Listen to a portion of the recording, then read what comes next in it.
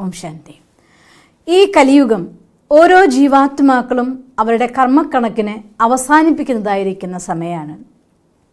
ഒന്നല്ല എങ്കിൽ മറ്റൊരു പ്രശ്നം എല്ലാ വീട്ടിലും, ഒന്നല്ലെങ്കിൽ മറ്റൊരു രീതിയിലുള്ള ദുഃഖത്തിൻ്റെ കാരണങ്ങൾ, ഒന്നുകിൽ ശോകം അല്ലെങ്കിൽ രോഗം, ഇതിലേതെങ്കിലും ഒന്ന് എല്ലാ വീട്ടിലും, ഏത് വീട്ടിൽ നോക്കിയാലും ഇത് രണ്ടും ഇല്ലാത്ത ഒരു സ്ഥലം നമുക്ക് കാണാനില്ല. അതുകൊണ്ട് ഈ കലിയുഗത്തിൻ്റെ ഉള്ളിൽ ടെൻഷൻ ഇല്ലാതെ ജീവിക്കാൻ ഒരു മനുഷ്യന് സാധിക്കുക എന്ന് വെച്ചാൽ അത് ഒരുപാട് പരിശ്രമമുള്ള കാര്യം തന്നെയാണ്. അഥവാ നിങ്ങൾ ടെൻഷനിൽ നിന്ന് മുക്തമാവാൻ ആഗ്രഹിക്കുന്നുണ്ടെങ്കിൽ 2 ചോദ്യം നിങ്ങൾ ചോദിക്കേണ്ടിയിരിക്കുന്നു. ഒന്നാമത്തെ കാര്യം, ഞാൻ ടെൻഷൻ ആവാതിരിക്കാൻ, ടെൻഷനിൽ നിന്ന് രക്ഷപ്പെടാൻ വേണ്ടി ആഗ്രഹിക്കുന്നുണ്ട് എങ്കിൽ ഈ കഴിഞ്ഞു പോയ കാര്യത്തെ അഥവാ നടക്കാൻ പോകുന്ന കാര്യത്തെ, 2 കാര്യത്തിലാണല്ലോ മനുഷ്യന്മാർക്ക് ടെൻഷൻ ഉണ്ടാവുക. ഒന്നുകിൽ നമ്മൾ പാസ്റ്റിൽ ജീവിക്കും, അല്ലെങ്കിൽ നമ്മൾ ഫ്യൂച്ചറിൽ ജീവിക്കും. പാസ്റ്റിൽ ജീവിക്കുമ്പോൾ അവരെന്നോട് അങ്ങനെ പറഞ്ഞു, ഇവരെന്നോട് ഇങ്ങനെ പറഞ്ഞു, അവരെന്നോട് അത് പെരുമാറിയിട്ടുണ്ട്, ഇവരെന്നോട് ഇങ്ങനെ ചെയ്തിട്ടുണ്ട്, അതുകൊണ്ട് എനിക്കിങ്ങനെയൊക്കെ ചെയ്ത് കാണിക്കണം എന്ന് നിങ്ങൾ ചിന്തിക്കുന്നുണ്ടെങ്കിൽ അത് നിങ്ങൾ പാസ്റ്റിൽ ജീവിക്കുകയാണ്. എൻ്റെ ഇന്ന മകൻ്റെ കാര്യം നന്നായി കിട്ടണം, എൻ്റെ ആ കാര്യം ശരിയായി കിട്ടണം, ഈ കാര്യം നടത്തി കിട്ടണം, ഇങ്ങനെ പറഞ്ഞുകൊണ്ട് നടക്കാനുള്ള കാര്യങ്ങളെക്കുറിച്ച് നിങ്ങൾ വറി ചെയ്തുകൊണ്ടിരിക്കുകയാണെങ്കിൽ നിങ്ങൾ ഫ്യൂച്ചറിൽ ജീവിക്കുകയാണ്. പാസ്റ്റിൽ ജീവിച്ചാലും ഫ്യൂച്ചറിൽ ജീവിച്ചാലും ഒരു മനുഷ്യൻ ഒരിക്കലും ജീവിതത്തിൽ വിജയം നേടിയെടുക്കാൻ സാധ്യമല്ല. ഒന്നുകിൽ നിങ്ങൾ സ്വന്തം ജീവിതം പാസ്റ്റിൽ ജീവിച്ച് നഷ്ടപ്പെടുത്തും, അല്ലെങ്കിൽ ഭാവിയിലുള്ളതായിരിക്കുന്ന വറികളിൽ പോയി അവിടെയും നമ്മുടെ ജീവിതത്തെ നഷ്ടപ്പെടുത്തും.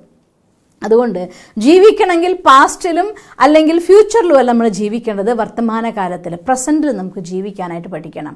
അതുകൊണ്ട് സ്വയം എന്നോട് ചോദിക്കേണ്ട ഒരു കാര്യമുണ്ട്.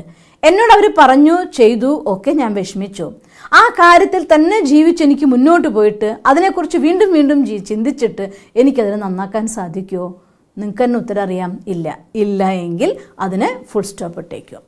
ഇനി വരാൻ പോകുന്ന കാര്യത്തെക്കുറിച്ചുള്ള വറിയാണെങ്കിൽ അതങ്ങനെ നടന്നാൽ ഇങ്ങനെയാവുമല്ലോ, ഇങ്ങനെ നടന്നാൽ അങ്ങനെയാവുമല്ലോ, ഇങ്ങനെ ഒരു 100 തവണ നിങ്ങൾ ചിന്തിച്ചത് കൊണ്ട് ആ ചിന്തിച്ച് ആ കാര്യം നിങ്ങൾക്ക് മോശമാക്കാൻ എന്നല്ലാതെ നന്നാക്കാൻ നിങ്ങൾക്ക് പറ്റുമോ? അപ്പോഴും നമുക്കൊരു ഉത്തരം കിട്ടും, അതും നമുക്ക് സാധ്യമല്ലാത്ത കാര്യമാണ്. അതുകൊണ്ട് അല്പാൽപമായിട്ട് മരിക്കാതെ, ഒരു മനുഷ്യൻ ജീവിതത്തിൽ ജനിച്ചു, തീർച്ചയായിട്ടും നമുക്ക് ഒരു ദിവസം മരിച്ചേ പറ്റൂ. ആ മരിക്കുന്നത് ടെൻഷൻ അടിച്ച് ചിന്തിച്ച് ടെൻഷൻ കൊണ്ട്, നെഗറ്റീവ് തോട്ട്സ് കൊണ്ട് ചിന്തിച്ച് മരിക്കുക എന്ന് വെച്ചാൽ അർത്ഥം ഒരു മനുഷ്യൻ അല്പാൽപമായിട്ട് മരിക്കുകയാണ്. അതുകൊണ്ട് അല്പാൽപമായിട്ട് മരിക്കാതെ, കഴിഞ്ഞു പോയ ആ ഒരു പാസ്റ്റിൽ ജീവിക്കാതെ അതിന് ഫുൾ സ്റ്റോപ്പ് ഇട്ടേക്കുക. വരാൻ പോകുന്ന ഫ്യൂച്ചർ അല്ലേ, ഇന്ന് ഞാൻ എന്ത് ചെയ്യും അതുപോലെ ഇരിക്കുമല്ലോ നാളെ, അതുകൊണ്ട് അത് വിട്ടേക്ക് എന്ന് പറഞ്ഞുകൊണ്ട് ഈ പ്രസൻറ്റിൽ, ഈ നിമിഷത്തിൽ നമ്മൾ ജീവിക്കാൻ പഠിച്ചാൽ തന്നെ നമ്മുടെ മനസ്സിൽ നിന്ന് ഈ നിമിഷം നിങ്ങളൊന്ന് ആലോചിച്ച് നോക്കിയേ, എന്തായാലും ഞാൻ സ്വസ്ഥമായിട്ട് ശ്വസിക്കുന്നു, സ്വസ്ഥമായിട്ട് ആഹാരം കഴിക്കുന്നു, സ്വസ്ഥമായിട്ട് നടക്കുന്നു, ഈ നിമിഷത്തിൽ ഈ ഒരു മൊമെൻറ്റ് എനിക്ക് ഏറ്റവും ബെസ്റ്റായിട്ട് ചെയ്യാനുള്ളതായിട്ടുള്ള കപ്പാസിറ്റി ഈശ്വരൻ തന്നല്ലോ, ഈശ്വരനോട് താങ്ക്സ് പറയൂ. അങ്ങനെ മനസ്സിൽ നിന്ന് നന്ദി പറയാൻ തുടങ്ങുമ്പോൾ തന്നെ എല്ലാ പരിതസ്ഥിതികളും പരസ്ഥിതികളായി മാറും. അഥവാ നമുക്ക് അതിൻ്റെ പ്രഭാവത്തിൽ നിന്ന് രക്ഷപ്പെട്ടുകൊണ്ട് ജീവിക്കാനായിട്ട് സാധിക്കും. സ്വന്തം സ്ഥിതി, നമ്മുടെ മാനസികാവസ്ഥയെ ഉയർന്ന തലത്തിലാക്കി വെക്കുകയാണെങ്കിൽ, ഒന്ന് ചിന്തിച്ചു നോക്കിയും, ഒരു പക്ഷിയാണ് ഒരു പർവ്വതത്തെ മറികടക്കേണ്ടതെങ്കിൽ ആ പക്ഷി ഭാരമില്ലാത്തത് കൊണ്ട് അതിന് പറന്നുയർന്ന് എത്ര മലയുടെ മുകളിൽ കൂടെ വേണമെങ്കിൽ പോവാം, അല്ലെങ്കിൽ ഒരു മരത്തിൻ്റെ മുകളിൽ കൂടെ വേണമെങ്കിൽ പോവാം. മുന്നിലെ തടസ്സം ആ പക്ഷിക്ക് ഒരു തടസ്സമേ ആകുന്നില്ല. അതിന് ഉയരത്തിൽ പറന്നുകൊണ്ട് മറികടക്കാനുള്ള ഹൈറ്റ്സ് അച്ചീവ് ചെയ്യാനുള്ള ഒരു കാരണമായിട്ട് മാറും. അതേസമയം തന്നെ നടന്നു കയറാൻ നോക്കുന്ന ഒരാളെ സംബന്ധിച്ചിടത്തോളം മലയും മരങ്ങളും എല്ലാം തടസ്സങ്ങളെ ആകുന്നുള്ളൂ. അതുകൊണ്ട് ഉയർന്ന് പറക്കണമെന്നുണ്ടെങ്കിൽ നമുക്ക് ഭാരമില്ലാതാകണമെന്നുണ്ടെങ്കിൽ പാസ്റ്റിന് നമുക്ക് ഫുൾ സ്റ്റോപ്പ് ഇടണം. ഫ്യൂച്ചറിൽ വരുമ്പോൾ കാണാമെന്ന് വിചാരിച്ച് വിട്ടേക്കണം. ഇന്നലെ ഈ നിമിഷത്തിൽ നമുക്ക് ജീവിക്കാനായിട്ട് പഠിക്കണം. ഒരിക്കൽ 2 സന്യാസിമാർ ഒരു കാടിൽ ഒരു ചെറിയ കുടിൽ കെട്ടിക്കൊണ്ട് 2 പേരും തപസ് അനുഷ്ഠിക്കുന്നുണ്ടായിരുന്നു. ഒരു ദിവസം അവർ 2 പേരും രാവിലെ എഴുന്നേറ്റ് കുളിക്കാൻ വേണ്ടി കുളത്തിലേക്ക് പോയി. അങ്ങനെ കുളി കഴിഞ്ഞ് തിരിച്ചു വരുന്ന സമയം നോക്കിയപ്പോൾ അതിശക്തമായിട്ടൊരു കാറ്റടിച്ചു. ആ കാറ്റടിച്ച് ആ ഒരു കൊച്ചു കൂരയുടെ മേൽക്കൂര അങ്ങ് പറന്നുപോയി. ആ പറന്നു പോയപ്പോൾ അതിലൊരു സന്യാസി തിരിച്ചു വന്ന് നോക്കുമ്പോൾ, അവർ കടക്കാൻ നോക്കുമ്പോൾ മേൽക്കൂരയില്ലാത്തൊരു ചെറിയ കുടിൽ.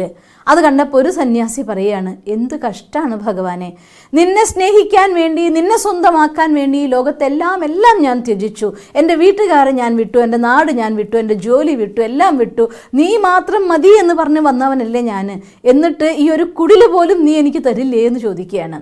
മറ്റേ സന്യാസി ഒന്നും മിണ്ടുന്നില്ല. അവർ 2 പേരും അങ്ങനെ അന്നത്തെ ദിവസം കഴിഞ്ഞു. രാത്രി ഉറങ്ങാൻ കിടക്കുകയാണ്. ഉറക്കത്തിൽ ഉണർന്നായിരിക്കുന്ന ആ മറ്റൊരു സന്യാസി ആകാശത്തേക്ക് നോക്കുമ്പോൾ നല്ല തെളിഞ്ഞ നീലാകാശം, നിറയെ നക്ഷത്രങ്ങളും ചന്ദ്രനും ഒക്കെ കണ്ട് അതിമനോഹരമായിട്ടുള്ള ആകാശവും രാത്രിയും കണ്ട് ആസ്വദിച്ച് പറയുകയാണ്, ഭഗവാനെ, ഇത്രയും മനോഹരമായിരിക്കുന്ന വിശാലമായിരിക്കുന്ന സുന്ദരമായ ഒരു രാത്രിയുടെ ദൃശ്യം ഈ മേൽക്കൂര ഉണ്ടായിരുന്നെങ്കിൽ ഒരിക്കലും ഞാൻ കാണില്ലായിരുന്നല്ലോ. ഇത്രയും നല്ലൊരു അനുഭവം തരാൻ വേണ്ടിയാണല്ലേ നീ ഇന്ന് ഈ മേൽക്കൂര എടുത്തത്. താങ്ക് യു എന്ന് പറയുകയാണ്. സാഹചര്യം ഒന്നാണ്. ഒരാൾക്ക് ഈശ്വരൻ തരാത്തതുള്ള പരിഭവമായിപ്പോയി, മറ്റൊരാൾക്ക് ഈശ്വരൻ അങ്ങനെ ഒരു സാഹചര്യം ഉണ്ടാക്കിയതായിട്ടുള്ള നന്ദിയായിപ്പോയി. പ്രഭാവം നമ്മുടെ ഉള്ളിൽ പോസിറ്റീവോ നെഗറ്റീവോ ഉണ്ടാക്കുന്നത് നമ്മുടെ മനസ്ഥിതിയുടെ ആധാരത്തിലാണ്. ഒരു നാട്ടിൽ എവിടെയെങ്കിലും ഒന്ന് സംഭവിച്ചു എന്ന് കേട്ട് കഴിയുമ്പോഴത്തേക്കും പിന്നെ അത് എൻ്റെ ജീവിതത്തിൽ സംഭവിക്കും എന്നുള്ള ഭയമാണ് മനുഷ്യന്മാർക്ക് ഇന്ന്. മറ്റെവിടെയെങ്കിലും ഒരു രോഗം വന്നു എന്ന് കേൾക്കുമ്പോഴത്തേക്കും അയ്യോ ഇനി എനിക്ക് അത് വന്നിട്ടുണ്ടോ എന്നുള്ളതായിട്ടുള്ള പേടിയാണ്. അങ്ങനെ പേടിച്ച് രോഗികളായി തീരുന്ന എത്രയോ ആൾക്കാരെ കാണാം. ഒരു കുഴപ്പമില്ല, ഡോക്ടർമാർ പറയുന്ന ഒരു പ്രശ്നവും ഇല്ല എന്ന് ആഹാരം ഇറങ്ങുന്നില്ല, ഡോക്ടർമാർ പറയുന്ന ഒരു പ്രോബ്ലവും ഇല്ല എന്ന് പക്ഷേ മസിൽ പെയിനുണ്ട് എഴുന്നേറ്റ് നിൽക്കാൻ പറ്റുന്നില്ല, ഡോക്ടർ പറയുന്നു നിങ്ങൾക്ക് ഒരു പ്രശ്നവും ഇല്ല എന്ന് പക്ഷേ ഡൈജഷൻ ഇല്ല, ആഹാരം കഴിക്കാൻ പറ്റുന്നില്ല, ഡോക്ടർ പറയുന്ന ഒരു പ്രശ്നവും ഇല്ല എന്ന് പക്ഷേ ഇടയ്ക്കിടയ്ക്ക് നെഞ്ചുവേദനയാണ്, അനുഭവിക്കുകയാണ്, ഞാൻ എന്താ ചെയ്യുക എന്ന ആൾ പറയുകയാണ്. മനസ്സിൻ്റെ ഭയം കൊണ്ട് പലതും ജീവിതത്തിൽ നമ്മൾ ആകർഷിച്ചെടുക്കുകയാണ്. മോശമായിട്ടൊരു കാര്യം എൻ്റെ ജീവിതത്തിൽ സംഭവിക്കുമോ എന്ന് പേടിച്ച് ആ കാര്യത്തെ വീണ്ടും ഓർത്ത് അത് നമ്മുടെ ജീവിതത്തിലേക്ക് ആകർഷിക്കുന്ന ആളുകൾ. ഒരിക്കൽ ഒരാളുടെ ഭാര്യ പോയിട്ട് ഒരു കൗൺസിലർ എടുത്ത് പറയുകയാണ്, എൻ്റെ ഹസ്ബൻഡ് ആരെന്ത് പറഞ്ഞാലും ഉടനെ അത് വിശ്വസിക്കും. ഇന്ന് പറയുകയാണ് തിളച്ചവെള്ളം കുടിക്കരുത്, തിളച്ചവെള്ളം കുടിച്ചാൽ ഇങ്ങനൊരു പ്രശ്നം ഉണ്ടാവും എന്ന് പറഞ്ഞാൽ അന്ന് വീട്ടിൽ വന്ന ശേഷം പിന്നെ പച്ചവെള്ളമേ കുടിക്കുള്ളൂ. ഈ ആഹാരം കഴിക്കരുത്, ഈ ആഹാരം കഴിച്ച് എങ്ങനെ ഉണ്ടാവും എന്ന് പറഞ്ഞാൽ അന്ന് തൊട്ട് അത് വേണ്ടാണ്ടായി. വേറൊരു ദിവസം വേറെ ആൾ പറയണം അതല്ല കേട്ടോ, ആ ആഹാരം കഴിച്ചാലേ ഇങ്ങനെ നിങ്ങൾക്ക് പറ്റുള്ളൂ എന്ന് പറഞ്ഞാൽ അന്ന് തൊട്ട് അത് വേണമെന്നായി. ഇങ്ങനെ തൻ്റെ ഭർത്താവ് പ്രഭാവിതനാകുന്നതിൽ കഷ്ടപ്പെട്ടു പോയൊരു ഭാര്യ ഒരു ദിവസം ഒരു കൗൺസിലർ എടുത്ത് സംസാരിക്കുകയാണ്. അയാൾ പറയും നമുക്കൊരു കാര്യം ചെയ്യാം, നിങ്ങളുടെ ഭർത്താവിൻ്റെ ഈ ഒരു പ്രഭാവത്തെ ഞാൻ രക്ഷിച്ചു തരാമെന്ന് പറയുകയാണ്. അങ്ങനെ അവർ പറഞ്ഞതനുസരിച്ച് ഭാര്യ പിറ്റേ ദിവസം ഭർത്താവ് ഉറക്കത്തിന് എഴുന്നേറ്റ് അയാൾ വളരെ ഫ്രഷായിട്ട് എനർജറ്റിക് ആയിട്ട് എഴുന്നേറ്റ് ഈ ഭാര്യ അയാളുടെ മുഖത്ത് നോക്കി പറയണം, അല്ല എന്തു പറ്റി, ഇന്ന് മുഖമൊക്കെ ആകെ വീങ്ങിയിരിക്കുന്ന പോലെ ഉണ്ടല്ലോ, വല്ലാണ്ടുണ്ടല്ലോ, എന്തെങ്കിലും സുഖമില്ലായി നിൽക്കുന്നുണ്ടോ എന്ന് ചോദിക്കുകയാണ്. അപ്പോൾ അയാൾ പറയും എനിക്ക് കുഴപ്പമൊന്നും തോന്നുന്നില്ലല്ലോ. എന്നിട്ട് കണ്ണാടി പോയി നോക്കി. അപ്പോൾ അയാൾക്ക് തോന്നി ശരിയാണല്ലോ, ഇവിടെ ഒരു വീങ്ങൽ പോലെ ഉണ്ടല്ലോ, ഇവിടെ ഒരു തടിപ്പ് പോലെ തോന്നുന്നുണ്ടല്ലോ, എന്തോന്ന് തോന്നി. സാരല്ല പോട്ടെ, അതൊന്നും കുഴപ്പമില്ല എന്നും പറഞ്ഞ് അയാൾ ബാത്റൂമിൽ പോയി ഫ്രഷായി പുറത്തിറങ്ങി ചായ കഴിക്കാൻ വന്നപ്പോൾ അവരുടെ കുക്കിംഗ് ഉള്ളതായിട്ടുള്ള ലേഡി പറയുകയാണ്, സാറിന് എന്ത് പറ്റി, ഇതെന്താ ഇന്ന് മുഖമൊക്കെ വല്ലാണ്ടിരിക്കുന്നു, വിളറിയിട്ടുണ്ടല്ലോ, കണ്ണിലൊക്കെ എന്ത് ഇടുങ്ങിയ പോലെ ഉണ്ടല്ലോ, എന്തോ കുഴപ്പമുണ്ടോ സാറേ ചോദിക്കുകയാണ്. അപ്പോൾ അയാൾ വിചാരിക്കുക എന്തേ കുഴപ്പമുണ്ടോ, നേരത്തെ ഭാര്യയും പറഞ്ഞല്ലോ, കണ്ണൊക്കെ അങ്ങനെ നോക്കിയേ, എനിക്കൊന്നും ഫീൽ ചെയ്യുന്നില്ല, കുഴപ്പമൊന്നുമില്ല എന്ന് പറഞ്ഞു. പിന്നെ കുറച്ച് കഴിഞ്ഞപ്പോൾ ആഹാരം കഴിച്ചപ്പോൾ അയാൾക്ക് തോന്നിയൊരു ക്ഷീണം പോലെയുണ്ട്, ശരിയാണെന്ന്. അപ്പോൾ ആ കുക്കിൻ്റെ അടുത്ത് ചായ കൊണ്ടുവന്നപ്പോൾ പറയുകയാണ്, ചെറിയൊരു അസ്വസ്ഥത പോലെയൊക്കെ തോന്നുന്നുണ്ട് കേട്ടോ എനിക്ക്, എന്നാലും കുഴപ്പമൊന്നുമില്ല, ജോലിക്ക് പോകാൻ പറ്റാത്ത അവസ്ഥയൊന്നുമില്ല എന്ന് പറയും. അങ്ങനെ അയാൾ പുറത്തിറങ്ങാൻ നേരത്ത് ഡ്രൈവർ പറയും അയാളെ കണ്ടപ്പോൾ, സാറ് എന്താ പറ്റി, വല്ലാണ്ടുണ്ടല്ലോ, സാറിന് ഇന്ന് ഓഫീസിൽ പോകാൻ പറ്റുമോ, ആ ഒരു ഹെൽത്ത് ഉണ്ടോ എന്ന് ചോദിക്കുകയാണ്.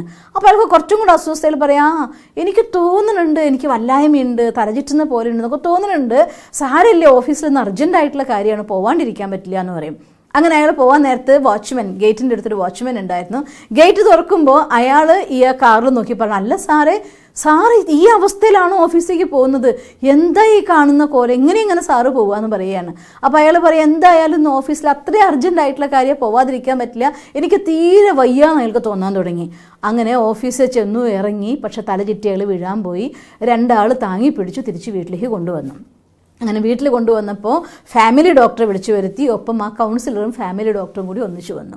അപ്പോൾ ഫാമിലി ഡോക്ടർ ഇയാളെ ചെക്ക് ചെയ്ത് നോക്കിയിട്ട് പറയും, നിങ്ങൾ ഫുൾ ഹെൽത്തിയാണ്, നിങ്ങൾക്ക് ഒരു കുഴപ്പമില്ല, മുഖത്ത് നീരുമില്ല, കണ്ണിടുങ്ങിയിട്ടില്ല, നിങ്ങൾ കണ്ടാൽ നോക്കി എത്ര ഫ്രഷ് ആയിരിക്കുന്നു, ഒരു കുഴപ്പവും നിങ്ങൾക്കില്ല എന്ന് പറയും. അപ്പോൾ അയാൾ പറയും, അല്ലല്ല, എൻ്റെ വൈഫ് എന്നോട് പറഞ്ഞു, എൻ്റെ കുക്ക് എന്നോട് പറഞ്ഞു, എൻ്റെ കാർ ഡ്രൈവർ പറഞ്ഞു, വാച്ച്മാൻ പറഞ്ഞു, ഓഫീസിലാളുകൾ പറഞ്ഞു, എല്ലാവരും എന്നോട് പറഞ്ഞു, എനിക്ക് തീരെ വയ്യാന്ന് പറഞ്ഞതാണ്, എനിക്കും അനുഭവം ആവുന്നുണ്ട് ആ വയ്യായിക, നിങ്ങൾ വെറുതെ പറയാന്ന് പറയും.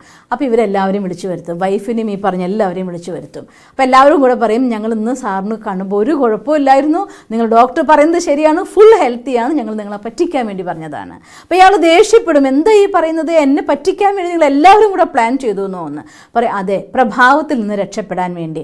നിങ്ങൾക്കറിയോ, ഇത് അയാളുടെ മാത്രം കഥയൊന്നുമല്ല, നമ്മൾ ഓരോരുത്തരുടെയും കഥയാണ്. നിങ്ങളൊന്ന് ആലോചിച്ച് നോക്കിയോ, ഒരാൾ നിങ്ങളോട് പറയുകയാണ്, ഇന്നെന്താ നിങ്ങളാകെ ക്ഷീണിച്ചു പോലുണ്ടല്ലോ എന്ന് പറഞ്ഞു കഴിഞ്ഞാൽ പിന്നെ നമുക്ക് തന്നെത്താൻ ക്ഷീണം വരികയായി, ഇന്ന് എന്താ നിങ്ങൾ നല്ല എനർജറ്റിക് ആണെന്ന് പറഞ്ഞാൽ ആണോ, ഓ ഞാൻ ഹാപ്പി ആണല്ലോ എന്ന് നോക്കിയായിട്ടുണ്ടോ, നമ്മളും തോന്നിപ്പോയില്ലേ. ഇതുപോലെ മറ്റൊരാൾ പറയുമ്പോഴത്തേക്കും അത് കേൾക്കുക, ആ പ്രഭാവത്തിൽ വരിക, എന്നിട്ട് അതനുസരിച്ച് ആ കാര്യത്തെ ജീവിതത്തിലേക്ക് ആകർഷിച്ചു കൊണ്ടുവരിക.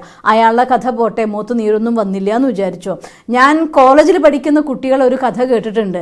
അവർ ഒരാളെ 5 പേരെ റൂമിൽ ഒരാളെ പനിയുള്ളവരാക്കണമെന്ന് തോന്നിക്കഴിഞ്ഞാൽ അവർ പ്ലാൻ ചെയ്യും ഇത്ര ചിലപ്പോൾ ഒരാളെ പറ്റിക്കാനായിട്ട്. എന്നിട്ട് രാവിലെ എഴുന്നേൽക്കും പറയും നിന്റെ കണ്ണെന്തടാ ഇടുങ്ങിയത്, മറ്റൊരാൾ തൊട്ട് നോക്കി അയ്യോ നിനക്ക് നല്ല ചൂടുണ്ട് കേട്ടോ.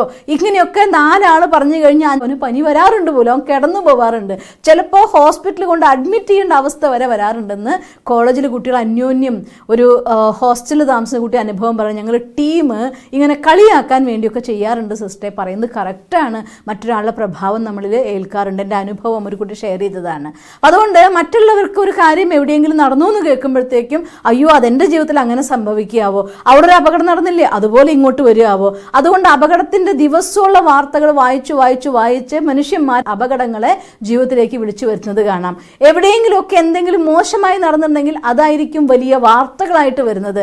അതുകൊണ്ട് കഴിയുമെങ്കിൽ നെഗറ്റീവായിരിക്കുന്ന മെസ്സേജസ് നിന്ന് അവനവനെ മാറ്റി നിർത്തുക. പിന്നെ നിങ്ങൾക്കറിയോ, ഒരു നെഗറ്റീവായിട്ടൊരു മെസ്സേജ് വന്നു കഴിഞ്ഞാൽ ഒരു പോസിറ്റീവായിട്ടുള്ള മെസ്സേജ് ഷെയർ ചെയ്യാൻ ഭയങ്കര മടിയാണ് ആളുകൾക്ക്.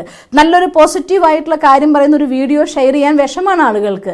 അതേസമയം നെഗറ്റീവായിരിക്കുന്ന കാര്യങ്ങൾ ഷെയർ ചെയ്യാൻ ഭയങ്കര എളുപ്പമാണ്. ഒരു സ്ഥലത്ത് ആക്സിഡൻ്റ് ആയിട്ട് പെടയുന്നതുകളായിട്ട് ഒരു വീഡിയോ എടുത്തിട്ട് കഴിഞ്ഞാൽ മിനിറ്റുകൾക്കുള്ളത് വൈറലാവും. എന്തുകൊണ്ട് വൈറലാവുന്നു? നെഗറ്റിവിറ്റിയുടെ പ്രഭാവം കൊണ്ട്. അതുകൊണ്ട് സ്വയം നമ്മുടെ നെഗറ്റിവിറ്റിയുടെ പ്രഭാവത്തിന് രക്ഷിച്ചുകൊണ്ട് നമുക്ക് ടെൻഷൻ ഫ്രീ ആയി ജീവിക്കാൻ ആഗ്രഹിക്കുന്നുണ്ട് എങ്കിൽ, ഹെൽത്തി ആയിട്ട് ജീവിക്കാൻ ആഗ്രഹിക്കുന്നുണ്ട് എങ്കിൽ ദിവസവും പ്രഭാതത്തിൽ എഴുന്നേറ്റ് പോസിറ്റീവായിട്ടുള്ള ലെസൺസ് വായിക്കുക, മെഡിറ്റേറ്റ് ചെയ്യുക, പഠിക്കുക.